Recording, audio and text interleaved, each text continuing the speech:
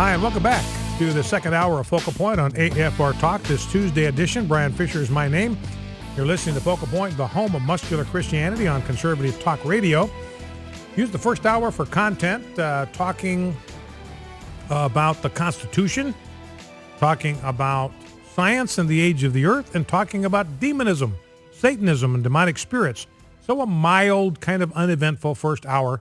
Anyway, let's grab some phone calls since we didn't take any in the first hour. Let's start this hour and this segment with phone calls. Let's go to Eldon in Tyler, Texas. Eldon, welcome to Focal Point. What's on your mind? How you doing, Brian? It's so good to be on your show. You doing well? Yes, I'm doing great. Thank you. Excellent. Well, you hit a really important issue is, a lot of these secular singers, a lot of people don't realize, I wish parents, let me back up. I wish parents would, go and take a look at some of the lyrics that their children are listening to. Just read through the lyrics, and they will be shocked at, that what the content of the lyrics says. So many times you never find a Christian say that they deny Christ. You never find a Christian say that, they give allegiance to Satan or something like that. But people don't realize when your children listen to those kind of lyrics saying those things, you might not understand what they're singing, but it's get into their spirit and get into their subconscious. So, and sometimes we wonder why our children look so much like the world or begin to act like the world. Sometimes it's the music, Yeah. Well, a lot of times it can be the music. That's a powerful gateway for the evil one, just like, God intends for us to use music for purposes that sort of entertain, that kind of lift the soul, that lift the spirit, that worship God. That music is good. He designed it for our good. But there's also that same music, because of the impact it has, because of the way it opens our minds and opens our spirits to sort of unseen things. That can be a very dangerous avenue of access for the evil one, and he will deceive parents and people who like the music, deceive them into thinking that it's harmless. Then they sing along with the lyrics. They begin thinking about the lyrics. They begin to sort of adopt the worldview that's expressed in those lyrics. And before long, they've opened themselves up to sinister spirits. Yes, and just to back this up biblically, you can go and look. When the children of Israel led into paganism, it was often associated with the music. But one of the most famous accounts that we have in the Bible is the story of Shadrach, Meshach, and Abednego. And when they would not bow down before the idol that Nebuchadnezzar had set up. But most people forget that little part before it. He says, Nebuchadnezzar, when you hear the music, then you bow down like everybody else and worship the image. So we have to be very attentive to what our children, even like you said, even what we're listening to. That's a great observation. And music can be a powerful instrument in spiritual warfare. I'm thinking, Eldon, where you mentioned Shadrach, Meshach, and Abednego makes me think of David with Saul and how the evil spirit from the Lord would come and trouble Saul. And then when David would play music that glorified God, exalted him, sang songs of praise, the evil spirit would be forced to depart, couldn't handle being there when the true and living God was being worshiped, which is one of the reasons why it's important that churches engage in worship. That's one of the most powerful tools that we have in engaging in spiritual warfare, protecting ourselves and our church families from the presence of the evil one.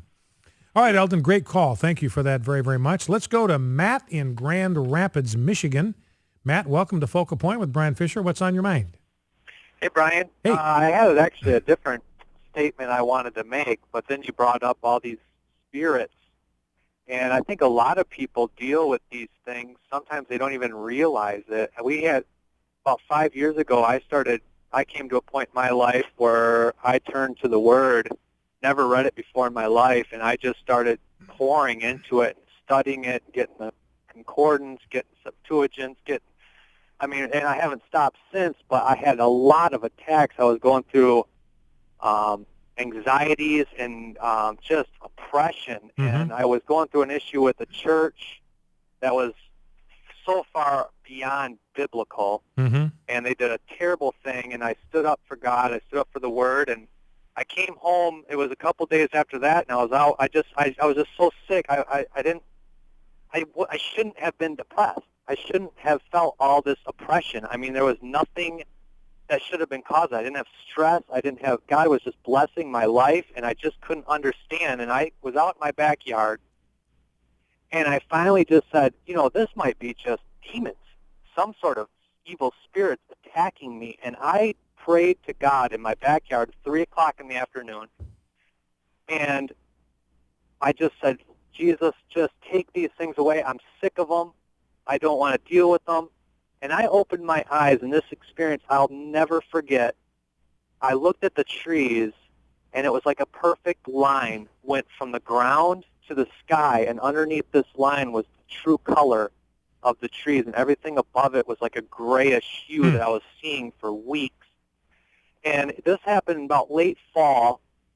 Well, we got a bad winter, and that next spring, I'm mowing my yard, and I was noticing that the grass was really dead. It was early spring. It was that year that we got a really hot spring. We were mowing yards in really early in the year, and the grass was mainly dead, but there was patches of bright green summer grass in these spots, and I kind of was looking at it, and I don't fertilize my yard, my back nine, from seeing this, and I get out there, and it's a perfect circle, and I'm standing there. I'm like, this is exactly where I stood when I did that prayer. And there was a circle of spots, like footprints of beautiful green grass, and then and then there were spots leading into my neighbor's yard and went into her yard about 10 feet. And so I'm looking at this, walking it, and I'm not meeting the spots. I start running it, and I'm meeting the spots, and the first thought that came to my mind was,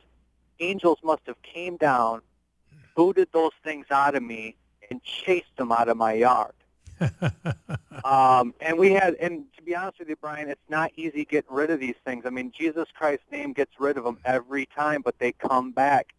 And even, in the account in Mark 5, where Jesus is dealing with the Gerasene demoniac, the one that had the legion of demons, I mean, that was a protracted deliverance session or exorcism, if that's the term that you prefer, because that demon wouldn't even come out when Jesus commanded him to come out.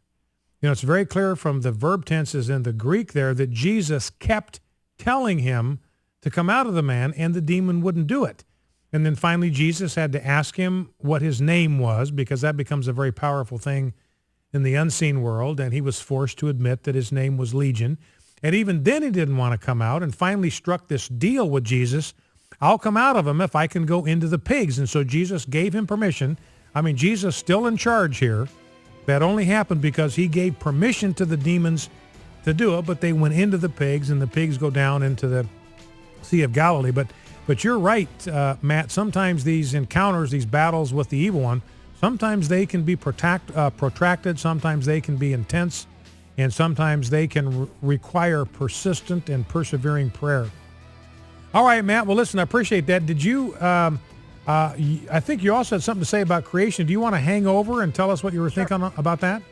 Yeah. Okay, if you can hang on for 2 minutes through the break, I'd like to hear what you have to say about all of that. And Lee in Bluefield, Virginia will be to you right after we chat with Matt, so don't go anywhere. You are listening to Focal Point on AFR Talk. Don't go anywhere. We will be right back.